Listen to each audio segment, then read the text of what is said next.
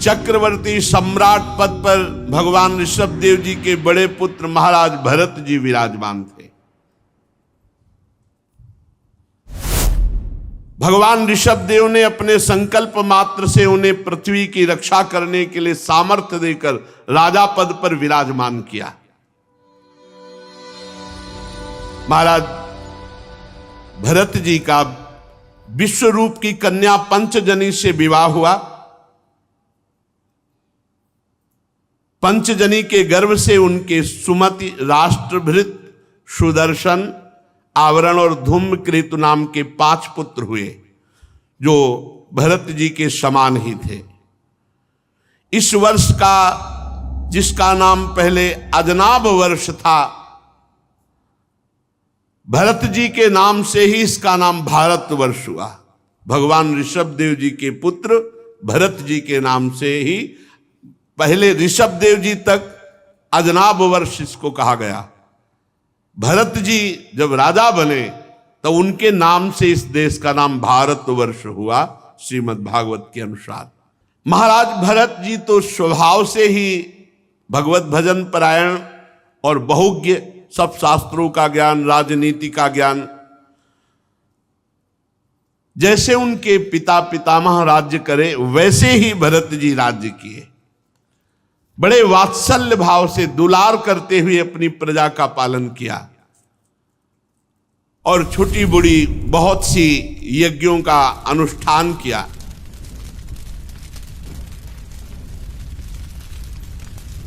जब तन्मय होकर के भगवान के लिए यज्ञ करते,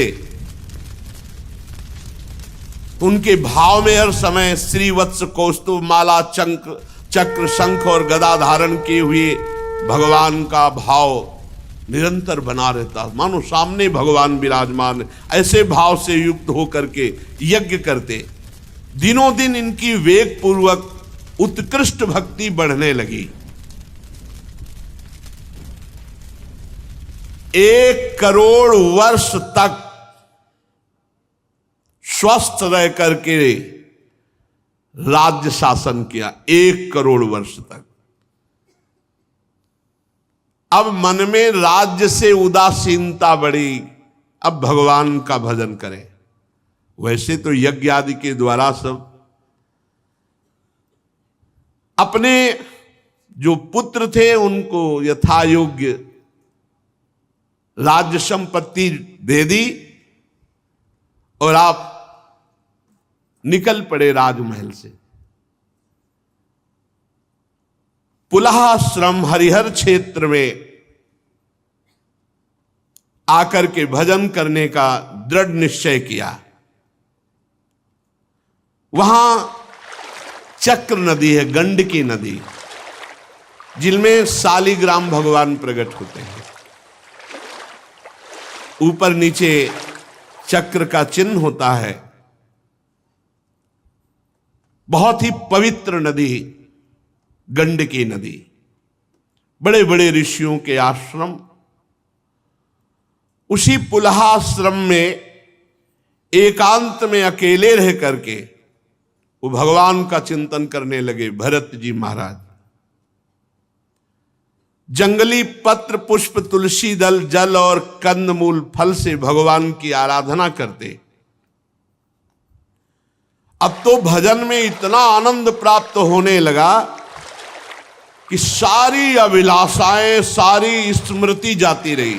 मैं राजा था, राजपाट, ये सब जाता रहा, सारी अभिलाषाएं जाती रही। एकमात्र भगवान की परिचर्या, और उसमें डूब गए। भगवान का चिंतन करते करते रोमांच हो गया, आंखों से अश्रु बह रहे, हृदय द्रवीभूत हो गया, दृष्टि स्तब्ध रुक गई।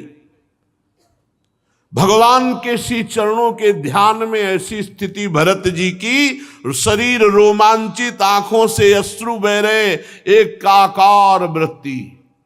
देख लो माया कहां से घसीटती है। परमानंद की बाढ़, हृदय डूब रहा है। अब ये भी स्मरण नहीं कि भगवान की पूजा करनी, भगवान की स्मृति में डूबे हुए। इस प्रकार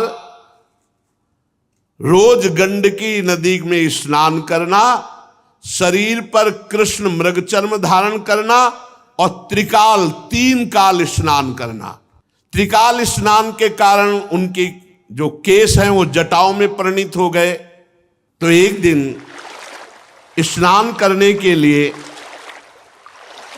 गए, स्नान किया और नदी में हृदय तक खड़े होकर, छाती तक 3 मुहूर्त तक धारा में खड़े होकर जप करते। इसी समय एक हरनी प्यास से व्याकुल हो जल पीने के लिए आई और वो गर्भवती थी। नदी के तीर पर जहां धारा में खड़े जप कर रहे थे वहीं वो पीछे से जल पीने आई। अभी वो जल पी ही रही थी, बहुत भयंकर सिंह की दहाड़ सुनाई दी और वो डरपोक स्वभाव भी होता है और हरनी वो डर गई और वो भीषण शब्द ऐसा लगा कि उसको लगा कि मेरे पीछे ही सिंह है। बड़ी ऊंची छलांग होती हिरन की। अब उसे लगा मेरे प्राणों पर बन आई, तो एकदम किनारे से ही छलांग मारी कि धारा को गंडकी नदी की पार कर जाए। अब वो जो छलांग मारने की प्रक्रिया थी उससे गर्भ योनि द्वार से निकल करके जल की धारा में गिरा।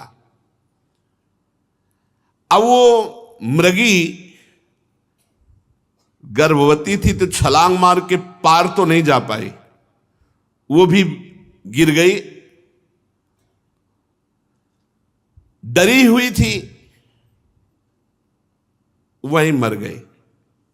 अब ये दृश्य भरत जी जप करते हुए देख रहे थे।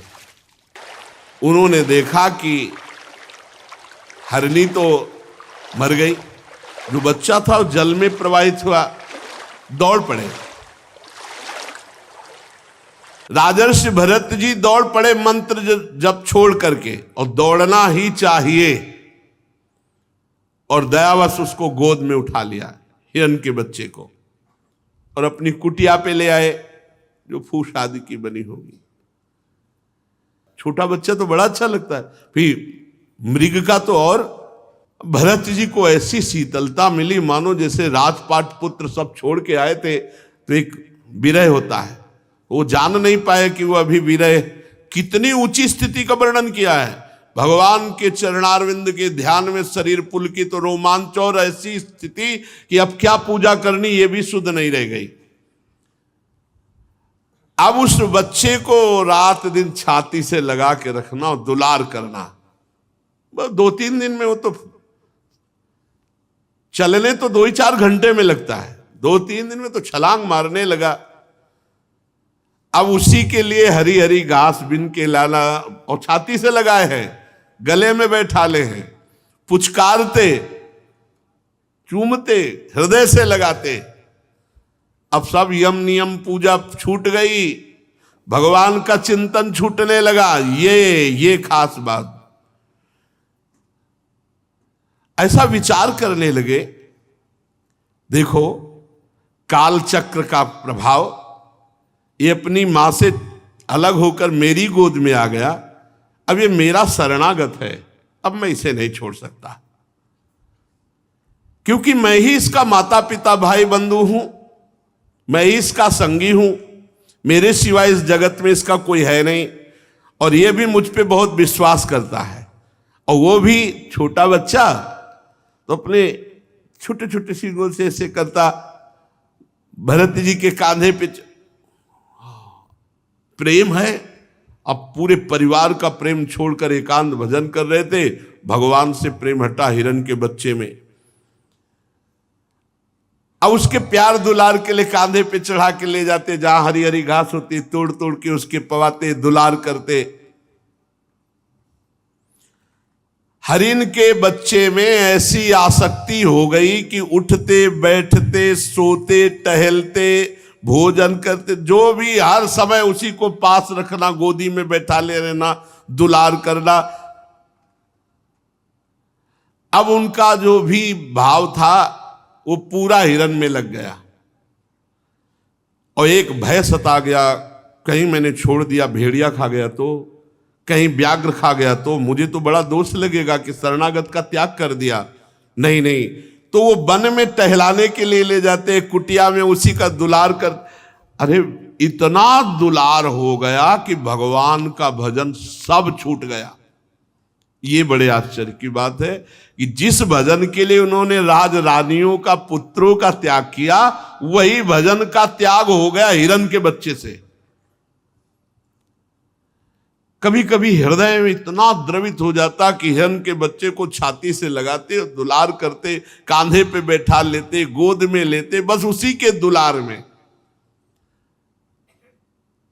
अगर कुछ नित्य नैमित्तिक कर्म करना, मानो स्नान करना है, तो अब मंत्र जप करते हुए नहीं, हिरण को देखते, ऐसे उसको पकड़े हुए, ऐसे डुबकी मारी, हिरण न छूट जाए। और जब स्नान करके निकलते तो उसको कहते, बेटा तेरा मंगल हो, तेरा सर्वत्र कल्याण। कैसे महापुरुष, कैसा हृदय होता है महापुरुषों का। बेटा तेरा सर्वत्र मंगल हो। भरत जी का चित्त व्याकुल रहने लगा। मृग शावक को इतना प्यार किया कि प्रारब्ध में मृग शावक आ गया। ये देखो, प्रारब्ध बन गया मृग शावक। बहुत सवाल, भगवद आराधना रूप योगानुष्ठान पूरा खत्म हो गया, पूरा खत्म हो गया। वही मृग का चिंतन, वही मृग का चिंतन। ये बहुत सा, एक हिरण के बच्चे ने पूरी की पूरी योग निष्ठा गिरा दी, तो मनुष्य के शरीर में आसक्ति हो जाए या भोगों में तो कौन सी बड़ी बात।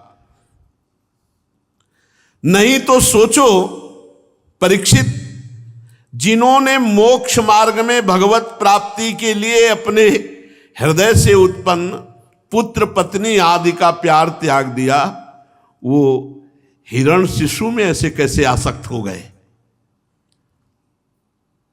शब्द लिखा है, राजर्षि भरत हिरण रूपी विघ्न के वशीभूत होकर भगवद योग मार्ग से भ्रष्ट हो गए, भ्रष्ट हो गए, योग मार्ग से भ्रष्ट हो गए।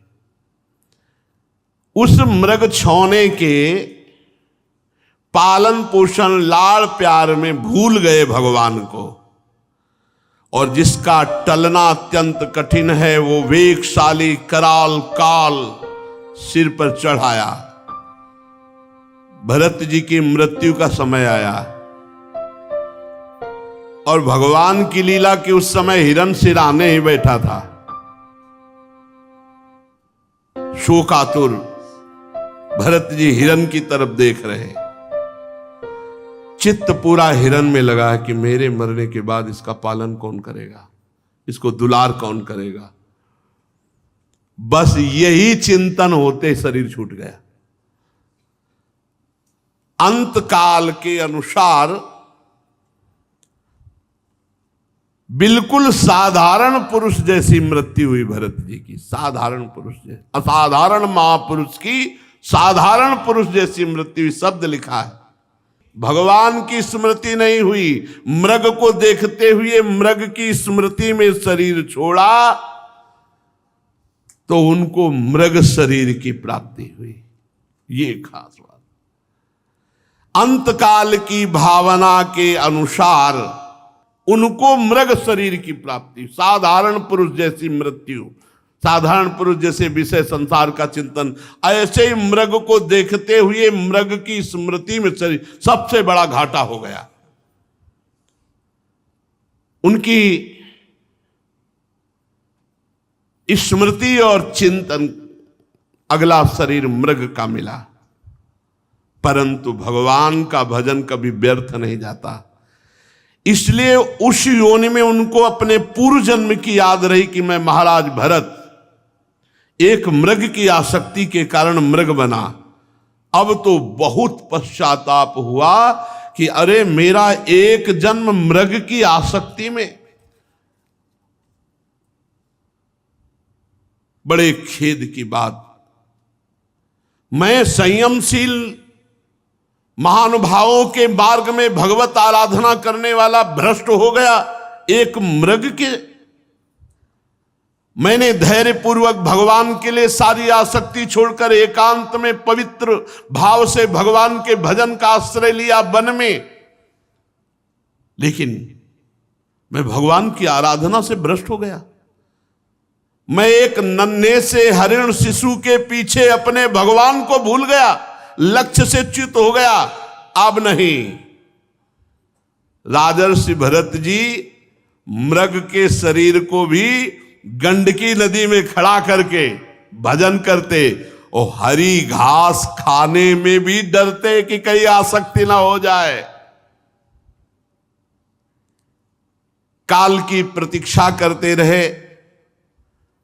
कुछ समय बाद सूखे पत्ते खा करके गंडकी नदी में भजन करते हुए मृग का शरीर छूटा। प्रारब्ध जब मृग शरीर छोड़ा तो भगवान सुखदेव जी कहते हैं, हे राजन परीक्षित, आंगिरस गोत्र में जो बहुत ही ब्रह्म संबंध से युक्त और ब्रह्म कर्म से युक्त ऐसे ब्रह्म ऋषि के यहां जन्म हुआ भरत जी का, यही नाम पड़ा जड़ भरत।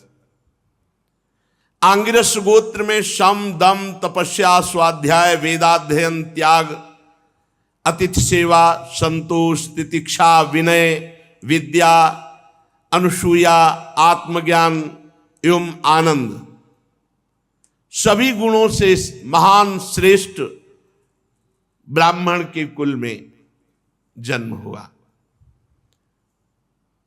वैसी ही इनकी माता विद्याशील आचार रूप उदारता से संपन्न पातिव्रत धर्म धारण करने वाली ऐसी जगह जन्म हुआ। 9 पुत्र हुए और दूसरी पत्नी से 1 पुत्र और 1 कन्या। इनमें जो पुत्र थे वो महाराज भरत जी थे। मृग शरीर का परित्याग करके इस जन्म में ब्रह्मबोध संपन्न महापुरुष के रूप में जन्मे। अध्यात्म ज्ञान पढ़ना नहीं पड़ा, क्योंकि मृग शरीर में ही भजन पूर्ण हो गया। यद्यपि पशु शरीर में भजन नहीं होता, लेकिन ये राजर्षि भरत के रूप में जो भजन किया और परहित के लिए अपना जीवन अर्पित कर दिया, उसके प्रभाव से मृग शरीर में भी पूर्व स्मृति और भजन ये बना रहा। उसके प्रभाव से अब जो जन्म हुआ वो ब्रह्मबोध संपन्न महापुरुष के रूप में। पूरी याद है, मैं राजर्षि भरत था, चूक हो गई, मृग बना, अब आकर के मैं इस ब्रह्म ऋषि के कुल में जन्मा हूं। पूर्व जन्म का पूरा स्मरण होने के कारण अब कोई विघ्न ना हो जाए, इसलिए वो पागलों जैसी वृत्ति में रहते बाल्यावस्था से ही। हर समय भगवद स्मरण परायण, ओठ बंद और पागलों जैसी चेष्टा। श्री भगवान के चरणों का स्मरण मूर्ख, पागल, अंधा, बहरा ऐसा अपने को दिखाने लगे बचपन से ही। क्यों? कोई प्यार न कर बैठे, कहीं किसी से अपनापन न हो जाए।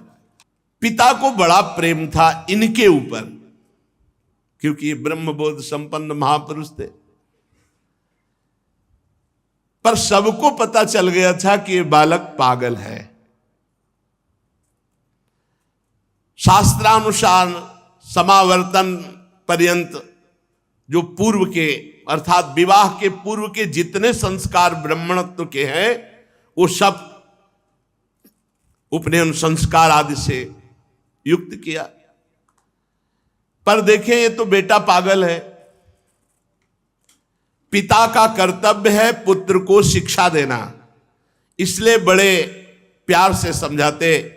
शौच के बाद ऐसे पवित्र हुआ जाता है, ऐसे आचमन किया जाता है, ऐसे ऐसे रहना चाहिए।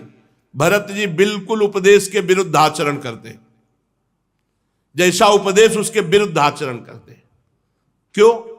पिता की आसक्ति हम पे ना हो जाए, हमारी आसक्ति पिता पे ना हो जाए।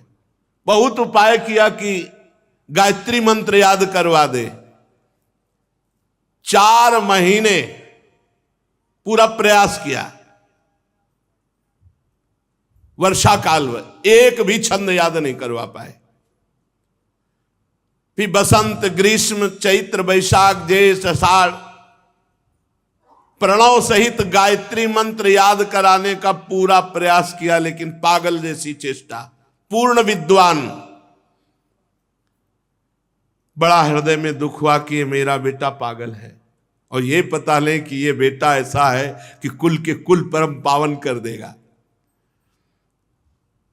पर बहुत प्यार था भरत जी के प्रति उनके पिता का, इसलिए बार बार वो पुत्र को अच्छी तरह शास्त्रों की शिक्षा देते। शौच, वेदाध्ययन, व्रत, नियम, गुरु सेवा, अग्नि सेवा, ब्रह्मचर्य पालन, इन सब की कुछ नहीं, ठीक विपरीत चेष्टा, पागलों जैसी, मूर्खों जैसी। वो हार गए और कुछ समय बाद उनका शरीर पूरा हो गया पिता का। अब तो स्वतंत्र हो गए, क्योंकि और कोई प्यार ही नहीं करता था, पिता ही प्यार करते थे। इन महापुरुष को पागल, मूर्ख समझकर कोई प्यार नहीं करता, केवल पिता प्यार करते थे। वो भी पधार गए। अब तो कोई बोलने वाला नहीं। जो भाई थे वो समझते थे मूर्ख और पागल है। वो कर्मकांड को सब कुछ समझने वाले विद्वान ब्राह्मण थे। अब ब्रह्म ज्ञान रूपी परा विद्या का सिद्ध महापुरुष भरत जी को कौन जाले, इसलिए वो भरत जी के प्रभाव को ना जानने के कारण ये मूर्ख है ऐसा समझकर उपेक्षा करते। पिता के परलोक सिधारने पर बड़ी अव्यवस्था भरत जी के साथ, क्योंकि भाई लोग मूर्ख समझते थे, पागल समझते थे। बचा खुचा बाछी अन्न जैसे पशुओं को फेंका जाता है, ऐसे उनको दे, वो आराम से शरीर का प्रारब्ध है ऐसा मान के पा लेते। कोई काम बताते वो काम करते, कोई मार रहा है, कोई अपमान कर रहा है, कोई थूक रहा है, वो बिल्कुल वैसी पागल। और ब्रह्म बोध परा विद्या के सिद्ध महापुरुष भरत जी के अंदर कोई मान अपमान का विचार ही नहीं रह गया था। साधारण लोग जो नर पशु कहे जाते हैं, नर पशु, मनुष्य रूप में पशु रूप, जो भगवान से विमुख केवल संसार के राग में लगे, वो उनको पागल करके अपमानित करते हैं। कोई थूक देता, कोई ईंट मारता, कोई। भरत जी परा ब्रह्म विद्या के ज्ञानी महापुरुष, पर पागलों जैसी वृत्ति। कोई उनको मूर्ख कहता, कोई पागल कहता, प्रायः पागल करके ही पुकारा जाता है। और ब्रह्मबोध संपन्न महापुरुष। तो भरत जी भी ठीक वैसे ही स्वांग रचते कि सब पागल समझे, उसी के अनुरूप भाषण करते भरत जी। जैसे लोग उनको मूर्ख और पागल समझते, तो वैसे ही चेष्टा करते कि हाँ वास्तविक ये पागल और मूर्ख है। कोई कोई तो इनको अपने काम में लगा लेता। अब जवान हुए, चल चारा काट रहे, गोबर फेंकवा रहे, जैसा वो कहते वैसी काम। कोई अपने काम के लिए खेत में ले जाता, कोई मजदूरी कराता, अब बाद में जला भुना बासी अन्न फेंक देते सामने। क्या स्थिति महापुरुष की। उसी को ऐसे, हे शरीर तेरा प्रारब्ध। अब वो बाल ब्रह्मचारी अखंड शरीर वैसे ही पुष्ट बलवान, जीव के स्वाद की कोई वस्तु ही नहीं, जली सड़ी बासी ऐसे ही दे देते। खूब दिन भर मेहनत कराते भरत जी से। ये किसी कारण से उत्पन्न होने वाला शास्त्रीय ज्ञान नहीं, स्वतः सिद्ध भगवत स्वरूप ज्ञानानंद में निमग्न महापुरुष, आत्मबोध प्राप्त महापुरुष।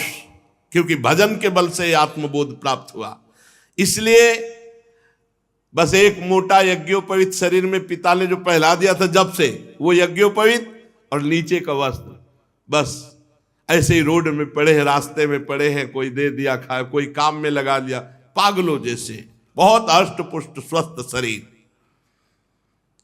सर्दी गर्मी बरसात सब खुले पे सहना, अपमान आदि, चूंकि देहाभिमानी नष्ट हो चुका है इसलिए कोई क्लेश नहीं। जैसे आग राख से ढक जाए पर अंदर आग है, जैसे मणि के ऊपर धूल लग जाए, ऐसे ही महाराज न कभी स्नान करते, न कोई शरीर सफाई।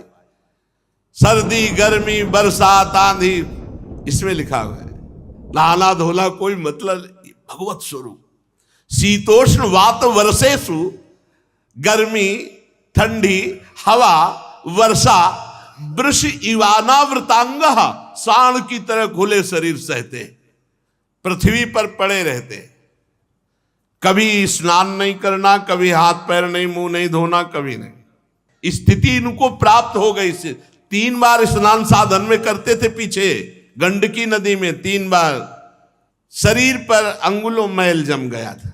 क्या सुंदर स्थिति है, क्या सुंदर स्थिति है।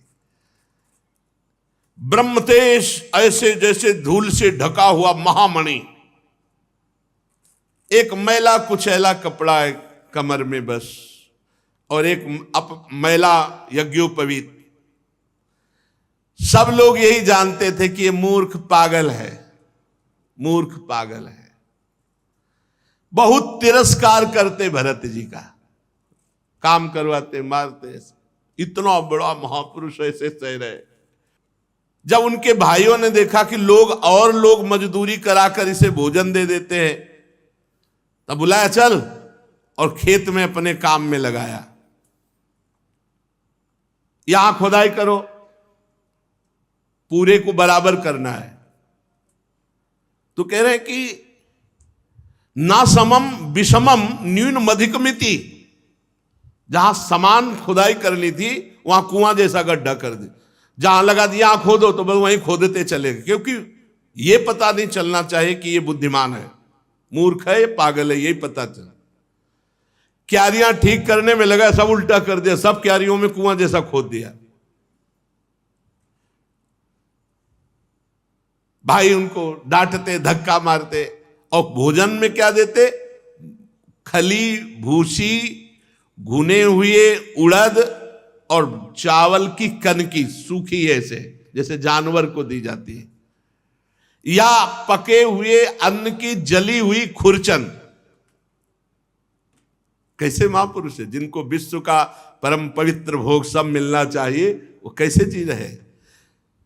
स्पष्ट लिखा हुआ है कि उनके आहार में चावल की कनी, खली भूसी, भुने हुए उड़द ऐसे सूखे और वो ऐसे चबा लेते, या पके हुए अन्न की जली हुई खुरचन, जली हुई, वो दे देते। बड़े अमृत के समान उसे शरीर का प्रारब्ध समझकर खा लेते। भगा दिया भाई, धक्का मार, एक काम लायक नहीं। दूसरे भाई ने पकड़ लिया, खेत की रखवाली करो, खेत की। अब वो खेत की रखवाली क्या करे? खेत इधर, आसन लगा इधर में पड़े, उनसे खेत से मतलब क्या है? विपरीत, वो जो भी कार्य करते तो उसके विपरीत, जिससे पक्का सबको समझ में आया कि पागल है, वहीं पड़े हुए थे।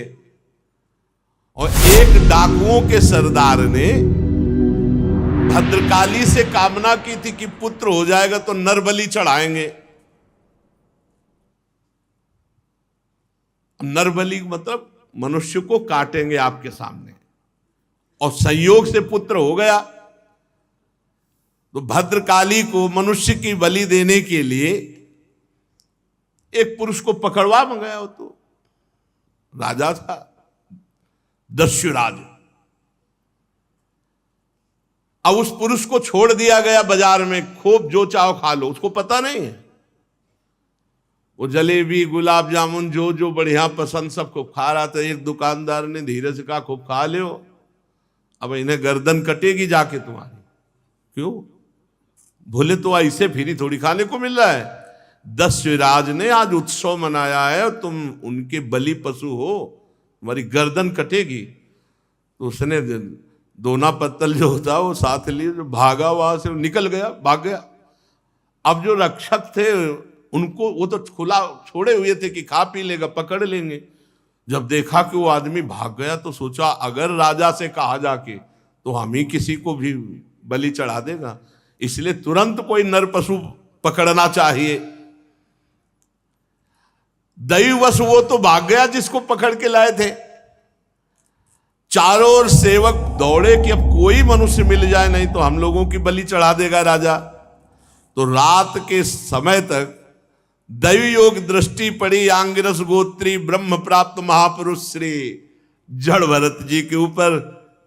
अब जंगल में देखा तो खेत में तो पड़े ऐसे थे। अरे बोले देवी भी प्रसन्न हो जाएगी और राजा भी प्रसन्न हो जाएगा, क्योंकि बहुत तगड़ा आदमी है, अष्ट पुष्ट बलवान। और उस समय वीरासन में बैठे हुए थे। रात्रि के समय नजदीक आए, पकड़ लिया, कोई विरोध नहीं। बोले हमारे स्वामी का कार्य इससे बहुत सिद्ध हो जाएगा, देवी बहुत प्रसन्न हो जाएगी। रस्सियों से बांध लिया, बंधवा लिया आपने, कोई रोका नहीं। बिल्कुल पागलों जैसी चीज। जो शरीर का होना है वो पक्का होना है, जो नहीं होना है वो नहीं होना। रस्सियों से बांध लेंगे, ले गए भद्रकाली के मंदिर में। अब बाजार में नहीं छोड़ा कि एक तो निकल गए, अब दोबारा अगर वहीं सीधे मंदिर ले गए। पद्धति के अनुसार बढ़िया उट्टन लगाया गया। आज जीवन में उट्टन लग रहा है महाराज के। जीवन में कोई प्यार से तो उट्टन लगाया नहीं। भरत जी ले और लंबे हाथ कर दिया, आहा बढ़िया उट्टन लगा करके। अब ये नहीं कि ज्ञान नहीं, पता है, तलवार भी रखी, पता है दोनों शरीर का है। जो शरीर का प्रारब्ध है उसको भोगना होगा। विधि पूर्वक बढ़िया इत्र फुले लगा के स्नान, सब नए नए वस्त्र पहनाए गए, चंदन लगाया गया, माला, जैसे अब गर्दन कटनी है तो माला भी। फिर सुंदर खीर पुआ भोजन डट के भरत जी ने खाया। कोई चिंता नहीं, पता है अज्ञानी थोड़ी, परम ज्ञानी है। फिर धूप दीप से आरती की गई, क्योंकि बलि चढ़ाना है। इसके बाद शुरू हुआ ढोल बजना, मृदंग ढोल, और भद्रकाली जी के सामने इनको ले जाया गया, भरत जी को, और कहा गया सर नीचा करके ऐसे झुका के बैठ जाओ, घुटने के बल सर नीचा करके आराम से बैठ, कोई परेशानी नहीं। और आदमी तो चिल्लाए लगते, अरे चिल्लाए क्योंकि सामने भारी तलवार वजन वाली पूजन की हुई रखी हुई थी। भरत जी ने देखा प्रारब्ध है, सर झुका दिया।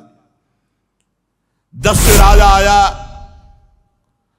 और अभिमंत्रित वो बहुत वजन वाली खड्ग उठाई तलवार। अब ये तो ब्रह्मस्वरूप महापुरुष, वो रज और तम से मिश्रित स्वभाव वाला दस्युराज उन्मत्त होकर के जो ही ऐसे तलवार उठाई, एक तो ब्रह्म ऋषि, दूसरे ब्रह्मबोध संपन्न, शरीर राग रहित ब्रह्मबोध संपन्न महापुरुष के जेव ही गर्दन पर तलवार प्रहार करने के लिए की, भद्रकाली के शरीर में ब्रह्म तेज से आग पैदा हो गई। भद्रकाली को असहनीय हो गई, चीख पड़ी, मूर्ति फाड़कर निकल पड़ी और वही तलवार लेकर के अपने जितने पूजा करने वाले थे सबकी गर्दनें उड़ा दी। बड़ा भयानक हाहाकार मचा दिया। भद्रकाली है, विकराल अट्टहास। ये देखो ब्रह्मबोध संपन्न हुआ, रस्सी से बांध लाए तो बंध के आ गए, नहा दिया तो नहा लिया, खवा दिया, गर्दन झुकाओ, गर्दन झुका दी, अंबा प्रकट हुई, सबको काट डाला। अब कोई बांधने वाला ले तो चल दिया। ये है ब्रह्मबोध संपन्न महापुरुष की स्थिति। और माता जी अट्टहास करके गरज रही, केवल भरत जी वहां जिंदा है और सबको मार डाला, सबको काट दिया माता जी ने। सत्य है एवमेव खलु महदविचारातिक्रमः कार्ष्णेनात्मने फलति। सत्य है कि जो महापुरुष का अपराध करेगा सर्वनाश हो जाएगा, कोई भी हो। महापुरुष के अपराध से डरना चाहिए। दैवी शक्ति भी रक्षा नहीं, अपने उपासकों की गर्दनें काट दी माता जी ने। भगवत भक्त परमहंसों के लिए देखो सिर कटने का अवसर आने पर भी कोई भय नहीं, और बच गए तो कोई हर्ष नहीं, उठे और चल दिए।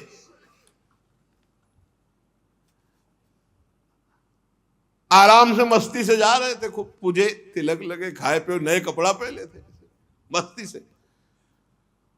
उधर सिंधु सौवीर देश का राजा रहुगण, ये वही रहुगण है हिरण, भरत जी के कर कमल से द्वारा पोषित। अब ये भला आकर सिंधु सौवीर देश का राजा, और ये जा रहे थे कपिल भगवान से सत्संग करने, पालकी में बैठ के। कहा था ना भरत जी ने हिरण के रूप में जब ये थे कि बेटा तेरा सर्वत्र मंगल हो, अर्थात मैं तेरा सर्वत्र मंगल करूंगा। पालकी पर चढ़कर जा रहा था, जब इक्षुमती नदी के किनारे पहुंचा तो पालकी उठाने वाले कहारों के जमादार की एक कहार को बुखार आ गया और वो डगमगाने लगी पालकी असमर्थ। तो कहा भाई एक नया किसी को खोज लो, राजा है वो तो हुक्म पे। तो इन्हीं को देखा, बढ़िया नए कपड़ा पहले, खीर पाए, तिलक लगवाए, आ रहे थे। सोचा ये बहुत हष्ट पुष्ट मनुष्य है, जवान है, बैल जैसी ताकत है, बहुत बढ़िया कहार का।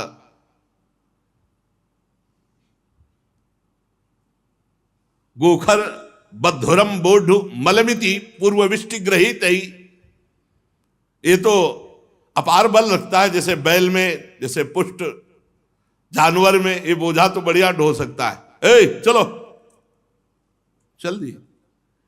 आज तक अभी उपदेश नहीं दिया, पकड़े हुए कहारों के साथ इनको लगा दिया। अब वो कहार जो राजा की पालकी में होते हैं वो शिक्षित होते हैं।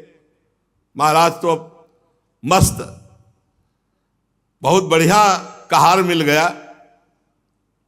महात्मा भरत जी इस कार्य के योग्य तो बिल्कुल नहीं थे। चुपचाप चार कहारों के बीच में एक में इनको एक तरफ लगा दिया। अब ये केवल पृथ्वी में देखते थे कि कोई जीव पैर के नीचे दब न जाए, क्योंकि महात्मा ऐसे ही चलते हैं दृष्टि नीचे करके। अब दूसरे कहार तो केवल एक बाण पृथ्वी थोड़ी देखते हैं, वो तो पूरा, और वो शिक्षित है, और ये तो आराम से देख करके, और ये इतने तगड़े बलवान कि अगर कदम रोक दिए तो तीनों के कदम रुक गए, क्योंकि बलवान है पकड़े हुए। अगर वो संभाल के लंबी टांग मारे तो तीनों मुंह भरा हो रहे। राजा रहुगण ने कहा है ये क्या प्रमाद है, पालकी डोल रही, पालकी हिल रही है, ये ऊंची ऊंची हो रही है। कहारों ने डर कर कहा महाराज की जय जय हो, आप चाहें तो हमें दंड दे सकते हैं, पर हम निर्दोष हैं। ये जो नया कहार आया है सारा दोष इसी का है। महाराज हमारा प्रमाद नहीं, हम तो नियम के अनुसार पालकी चला रहे हैं। ये नया कहार जो आया है ये बहुत बलवान है, ये जैसा हिला डुला देता वैसे पालकी हिल डुल जाती है। ये जल्दी जल्दी ठीक से हमारी तरह नहीं चल रहा है महाराज। राजा रहुगण ने सोचा संसर्ग दोष उत्पन्न हो जाएगा तो फिर सब में दोष आ जाएगा, इसलिए इसको दंड देना चाहिए, इसका प्रतिकार करना चाहिए। ये अपनी तो चाल बिगाड़ ही रहा है, हमारे और कहारों की चाल बिगाड़ रहा है। रहुगण क्रोधित होकर, यद्यपि उसने महापुरुषों का सेवन किया था, लिखा है महापुरुषों का सेवन किया था, मतलब कपिल भगवान से सत्संग करने जा रहा तो कोई छोटा मोटा थोड़ी सत्संगी, तो कौन है, भरत जी के द्वारा सत्संग प्राप्त किया हुआ, दुलार प्राप्त किया हुआ। थोड़ा क्रोधित होकर के व्यंग भरे वचन कहा कि ये नए कहा, अरे भैया हमें लगता है तुम बहुत दुबले पतले हो, क्योंकि बहुत हष्ट पुष्ट थे। व्यंग वचन, हमें लगता है तुम बहुत थक गए हो। अच्छा तुम्हारे साथियों ने सहारा भी नहीं दिया। अच्छा ऐसा लगता है तुम पूरा बल लगाकर अकेले पालकी ढो रहे हो। तुम्हारा शरीर तो बहुत पतला है, मोटा ताजा तो है नहीं। हमें लगता है तुम जवान भी नहीं हो, बुढ़ापा ने घेर रखा है। बार बार ताना मारता जड़ भरत जी के ऊपर। चुप, वैसे पालकी उठाए, कुछ नहीं, ना मानो सुनाई ही नहीं दिया।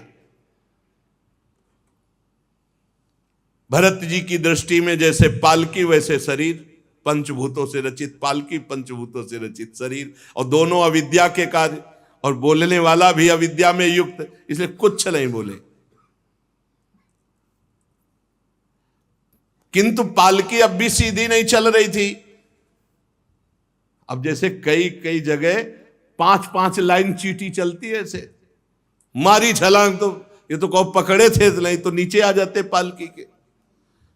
राधा रहुगण को बहुत क्रोध आया, आग बबूला हुए, अरे ये क्या, तू जीता ही मर गया है, तू मेरा निरादर कर रहा है, मेरा उल्लंघन कर रहा है, मालूम देता तो प्रमादी है। जैसे दंड पाणी यमराज का दंड निष्फल नहीं जाता, ऐसे मैं तुझे दंड दूंगा, तेरा इलाज करूंगा, तेरे होश ठिकाने लाऊंगा। जड़ भरत जी ने एक बार देखा कि इलाज तो गुरु हमने तुम्हारा कर ही दिया है इलाज तो हो ही गया है तुम्हारा, क्योंकि तुमको कांधे पे ले लिया, पहले भी कांधे पे लिया था और अब भी कांधे पे लिया है। हमें 3 जन्म लगे, अब तुम्हारा इलाज पक्का हो जाएगा। अनाप शनाप बातें रहुगण, उनको बड़ा पांडित्य का ज्ञान अभिमान था कि मैं बहुत ज्ञानी हूं रहुगण को। जड़ भरत जी ने देखा कि कच्ची बुद्धि, और मुस्कुराए। आज जिंदगी में पहली बार बोले महाराज। भरत श्री भगवत रसिक जी कहते हैं कि बोले ना बोले तो हृदय की ग्रंथि खोले। आज प्रवचन शुरू है महाराज जड़ भरत जी का। तुमने जो कहा सब यथार्थ है, जड़ भरत जी ने कहा। मैं कोई उलहना नहीं दे रहा हूं। कितना हो भाग्य कि आज जिंदगी में आज जड़ भरत जी बोले नहीं। अभी तलवार चलने की स्थिति में भी नहीं बोले, आज तक नहीं बोले, मौन, आज बोले। भार नामक कोई वस्तु है तो ढोने वाला कोई है ही, मार्ग है तो चलने वाला कोई है। मोटापन, पतलापन, ये सब शरीर के लिए है, आत्मा के लिए तो नहीं ना। क्या ज्ञानी जन ऐसी बातें करते हैं जैसे तुम करते हो? कैसे समझा रहे? जैसे बेटा को समझाए। ये स्थूलता, मोटापन, कृशता, पतलापन, आधि, व्याधि, भूख, प्यास, भय, कलय, इच्छा, बुढ़ापा, नींद, आसक्ति, क्रोध, अभिमान, शोक, ये सब देहाभिमानी को प्राप्त होते हैं, आत्मस्वरूप में नहीं। क्या सुंदर बात, क्या सुंदर बात। ये सब देहाभिमानी को प्राप्त होते हैं, आत्मस्वरूप को नहीं। राजन, तुम जो कहते हो मैं तुम्हें दंड दूंगा, मार दूंगा, ये विकारी पदार्थों को, निर्विकार स्वरूप को नहीं, मेरे स्वरूप को नहीं। बहुत सुंदर। जड़ भरत जी की दृष्टि और वचन और तत्व का उपदेश। अब तो रहुगण कूद पड़ा पालकी से, साष्टांग दंडोत हुआ, क्योंकि ऐसा कोई ब्रह्मबोध संपन्न महापुरुष ही बोल सकता है। नमो नमः, नमो नमः, बार बार चरणों में गिर रहा है रहुगण। प्रभु मैं आपको बार बार नमस्कार करता हूं, बार बार नमस्कार करता हूं। मैं समझ ही नहीं पा रहा आपके ज्ञान को, विशुद्ध आत्मबोध। आपने जगत का उद्धार करने के लिए देह धारण किया, योगेश्वर, परमानंद स्वरूप। आप तो बहुत उच्च कोटि की अवस्था को प्राप्त महापुरुष है। एक जड़ ब्राह्मण का वेश धारण किए हुए नित्य ज्ञानमय स्वरूप को जन साधारण की दृष्टि से ओझल किए हुए अपने को पागल जैसा दिखाने वाले, हे अवधूत शिरोमणि, नमो अवधूत द्विज बंधुलिंग निगूढ़ नित्यानुभवाय तुभ्यम। मैं आपको बार बार नमस्कार करता हूं। प्रभु, जैसे प्यासे को पानी अमृत जैसा मिल जाए, ऐसे आपकी वाणी मुझे शीतलता प्रदान, जैसे ज्वर पीड़ित को ठीक औषधि मिल जाए। प्रभु मैं देहाभिमान रूप विषैले सर्प से डस लिया गया था, आज आपके अमृत में वचन औषधि का काम कर रहे हैं। महाराज जड़ भरत जी के उपदेश से अज्ञान की ग्रंथि का भेदन हुआ रहुगण का, और वो परम पद को प्राप्त हुआ। राजर्षि भरत के विषय में ज्ञानी जन ऐसा कहते हैं कि जैसे गरुण जी की होड़ कोई मक्खी नहीं कर सकती, ऐसे महात्मा भरत जी की होड़ कोई राजा मन से भी नहीं कर सकता। जैसे गरुण जी की होड़ कोई मक्खी नहीं कर सकती, ऐसे जड़ भरत जी की होड़ कोई राजर्षि नहीं कर सकता। उन्होंने युवावस्था में ही अपनी पत्नी पुत्र आदि सबका त्याग करके भगवान के लिए साधन किया, और तीसरे जन्म में भगवत प्राप्त महात्मा हुए। जो महाराज भरत जी का, जड़ भरत जी का पावन चरित्र सुनेगा, उसकी अकाल मृत्यु नष्ट हो जाएगी, वो अकाल मृत्यु को प्राप्त नहीं होगा, उसका यश बढ़ेगा। और यदि वो भगवान का आश्रय लेकर भजन करने वाला बने तो मोक्ष या प्रेम को भी प्राप्त होगा। जो जड़ भरत जी के पावन चरित्र को सुनेगा या सुनाएगा, उसको यदि कोई अन्य कामना भी है तो उस कामना की पूर्ति हो जाएगी।